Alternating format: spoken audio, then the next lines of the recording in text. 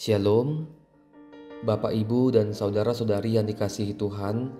Marilah kita mempersiapkan hati kita untuk menerima firman Tuhan. Kita berdoa. Kasih karunia menyertai kamu dan damai sejahtera dari Allah, Bapa kita dan dari Tuhan Yesus Kristus. Amin. Saudara-saudari yang dikasihi Tuhan, firman Tuhan bagi kita pada hari ini tertulis di Yeremia pasal 29 ayatnya yang ke-11. Saya akan bacakan bagi kita dari Alkitab terjemahan baru edisi kedua. Sebab aku ini mengetahui rancangan-rancangan yang kupikirkan mengenai kamu. Demikianlah firman Tuhan, yaitu rancangan damai sejahtera dan bukan rancangan malapetaka, untuk memberikan kepadamu masa depan yang penuh dengan harapan. Demikianlah firman Tuhan. Saudara-saudari yang dikasihi Tuhan, Tuhan Allah menghukum bangsa Israel karena dosa yang mereka perbuat, dan akhirnya bangsa itu dibuang ke pembuangan Babel.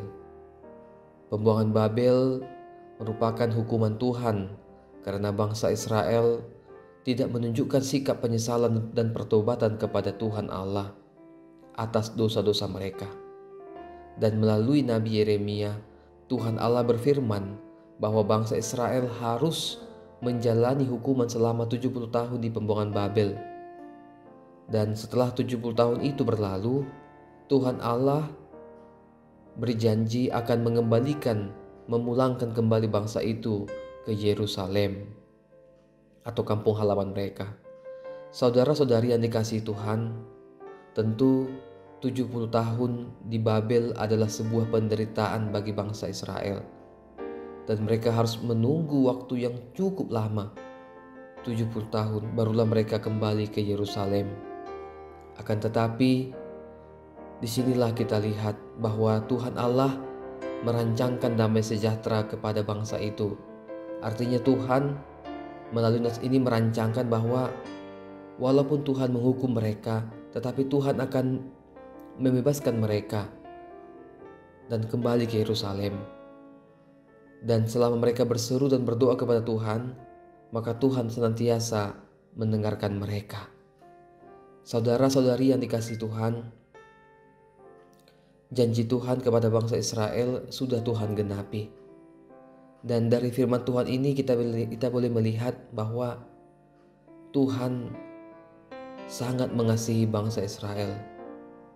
Dan Tuhan juga mengasihi kita semua orang yang percaya. Tetapi kita boleh melihat dalam nas ini bahwa Tuhan pasti menghukum orang yang tidak taat dan takut kepadanya. Dan Tuhan akan menghukum orang yang tidak setia kepada Tuhan, orang yang menduakan Tuhan, orang yang menyembah berhala, orang yang melakukan penindasan dan ketidakadilan. Tuhan pasti menghukum orang-orang tersebut. Dan itu yang Tuhan lakukan kepada bangsa Israel. Tetapi tujuan penghukuman itu adalah untuk menyadarkan bangsa itu dan juga mengingatkan mereka untuk kembali kepada Tuhan. Demikian juga dengan kita, saudara-saudara yang dikasihi Tuhan. Nas ini mengajak kita untuk menyadari keberdosaan kita, untuk mau bertobat, membarui hidup kita. Sekali lagi, kalaupun Tuhan menghukum bangsa Israel, bukan berarti Tuhan tidak mengasihi mereka. Oleh karena itu, mari kita belajar dari pengalaman bangsa Israel itu. Dan mari kita percaya bahwa Tuhan selalu merancangkan damai sejahtera. Tuhan tidak pernah merancangkan malapetaka. Tuhan tidak pernah merancangkan musibah bagi umat manusia. Tetapi kalaupun terjadi musibah, terjadi malapetaka, misalnya bencana alam, itu adalah akibat perbuatan manusia. Oleh karena itu, mari kita sama-sama mengikuti rancangan Tuhan. Mari kita percaya bahwa Tuhan merancangkan damai sejahtera kebaikan bagi kita. Dan marilah kita melihat, menikmati karya Tuhan dalam kehidupan kita. Amin. Selamat beraktivitas bagi kita. Tuhan Yesus menyertai kita. Kita berdoa. Tuhan Allah di sorga, kami bersyukur kepadamu, Engkau memberikan hari yang baru, kesehatan kepada kami. Firman-Mu melalui Nabi Yeremia mengatakan bahwa Tuhan pasti menghukum orang yang menduakan Engkau. Tetapi Tuhan mengasihi bangsa Israel dan mengasihi kami. Biarlah kami disadarkan oleh firman-Mu untuk mau hidup taat dan setia kepadamu Tuhan. Dan kami percaya bahwa Tuhan merancangkan damai sejahtera kepada setiap orang yang percaya kepadamu. Ya Tuhan, Engkaulah memberkati seluruh profesi dan pekerjaan anggota jemaat-Mu. Biarlah melalui profesi dan pekerjaan mereka boleh hidup makmur dan sejahtera.